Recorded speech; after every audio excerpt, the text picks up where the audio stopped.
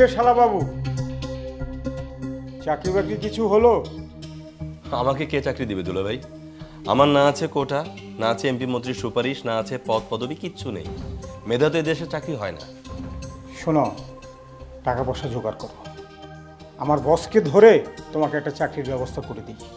সামনে আমার অফিসে সার্কুলার দিবে, তুমি অ্যাপ্লাই করবে, কেমন? দুলা ভাই, আমি টাকা পয়সা কোত্থেকে পাবো বলেন তো? ওয়া কোম্পানিতে ওখানে ইনভেস্ট করলো, পুরোটাই ধরা খেল। মানে এখন আমাদের শেষ সম্বলটুকু শেষ হয়ে গেছে দুলা ভাই। আচ্ছা, আন্দোলন হচ্ছে এই যে কোটা নিয়ে, এটার কি হবে আর পরে? কিচ্ছু হবে না আপা। এদেশে কখনো কোনো কিছু হয়েছে ঠিকঠাক? হয় না। কোটার বিরুদ্ধে আমরা আন্দোলন করলাম, সরকার আমাদের ঘোষণা দিয়ে কি বলল? যে কোটা তুলে নেওয়া হবে। সামনে নির্বাচন ছিল, তাই আমাদেরকে আশ্বাস দিয়ে নির্বাচনের বৈতরণীটা কোনোভাবে পার করলো। তারপর আবার জানুয়ারিতে আবার নতুনভাবে ক্ষমতায় আসলো। তারপরে 6 মাস যেতে না যেতেই আবার তারা কি করলো? সেই কোটা পুনর্বহাল করলো। তার মানে তারা ওয়াদার বরখেলাপ করলো। আবারও সেই তাদের নাতিদেরকে চাকরি দিবে, তারপরও আবার সেই তাদের নিজেদের পদ পদবীর লোকদেরকে চাকরি দিবে। এই তো আসলে এই দেশে আমরা কিচ্ছু না, আমরা কেউ না, আমরা হচ্ছে দেশে ভাড়াটিয়া। শোন, ধর আমাদের দেশে 1 কোটি মেধাবী বেকার আছে, আর তাদের প্রত্যেকের পরিবারে 5 জন করে লোক আছে, তাহলে মোট 5 কোটি মানুষ। আচ্ছা, এই 5 কোটি মানুষ যদি রাস্তায় নামে, তাহলে ওরা কোথায় যাবে? কে রাস্তায় নামবে? রাস্তায় নেমে কার গুলি খাওয়ার শখ হয়েছে? তুমি রাস্তায় নামবা?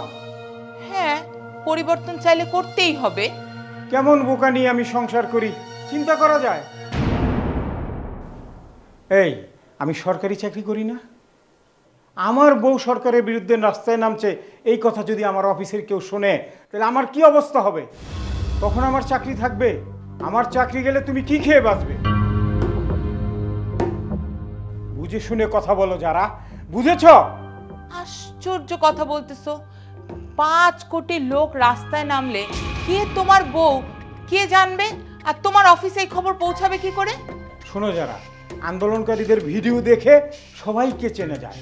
কে কে রাস্তায় নামছে সেই ভিডিও একটু একটু করে টেনে টেনে চেক করে তারপর সকলকে ধরছে। খবরদার, আমি তোমাকে সাবধান করে দিচ্ছি, আন্দোলনের রাস্তায় নেমে আমার বিপদ ডেকে আনবা না। বহু সাধনা করে আমি এই চাকরিটা পেয়েছি, মনে রেখো। থাক আপা, দুলাভাইয়ের সঙ্গে এখন অযথা তর্ক করো না। আন্দোলনের জন্য তোমাদেরকে রাস্তায়ও নামতে হবে না। আপা শোনো, সারা দেশে ছাত্ররা কমিটি দিচ্ছে, কোটা তুলে নেওয়ার জন্য আন্দোলন সারা দেশে ছড়িয়ে পড়ছে। আমিও ঢাকা ইউনিভার্সিটির স্টুডেন্ট কমিটির একজন। আপা শোনো, এবার এই মিথ্যাবাদী প্রতারক সরকারের মুখের কথা আমরা কোনোভাবে আর মানব না।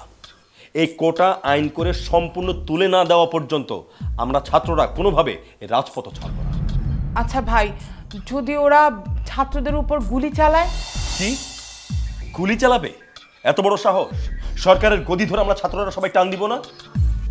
দেখো আপু, একজন স্বৈরাচার যদি 52, 71, 90 থেকে শিক্ষা না নেয়, তাহলে কখনো এদের পরিণতি ভালো হবে না। আগে স্বৈরাচারদের পরিণতি যেমন হয়েছে, তাদেরও পরিণতি ঠিক একই হবে।